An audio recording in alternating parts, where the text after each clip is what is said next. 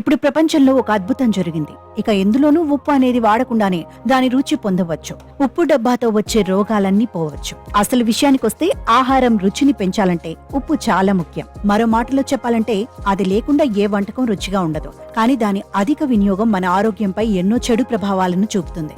అందుకే ఉప్పు వాడకాన్ని వీలైనంత వరకు తగ్గించాలని వైద్యులు ఎల్లప్పుడూ సలహా ఇస్తుంటారు. ఉప్పు లేని ఆహారం గురించి ఎవరూ ఆలోచించలేరు. కారణం చాలా సులభం. ఉప్పు అనేది ఆహారానికి రుచిని జోడిస్తుంది. అయినప్పటికీ అదనపు ఉప్పు మరింత ఇబ్బందికి దారితీస్తుంది. ఎందుకంటే ఇది నిర్జలీకరణాన్ని మాత్రమే కాకుండా రక్తపోటును కూడా పెంచుతుంది. దీన్ని దృష్టిలో ఉంచుకుని శాస్త్రవేత్తలు ఎలక్ట్రిక్ స్పూన్ ను రూపొందించారు. ఇది ఆహారాన్ని దానంతట అదే ఉప్పగా మారుస్తుంది.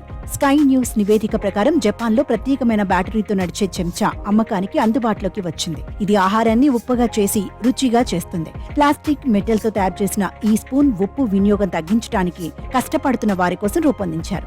ఈ చెంచా ఆరోగ్యకరమైన ఆహారాన్ని అందిస్తుందని పరిశోధకులు పేర్కొన్నారు.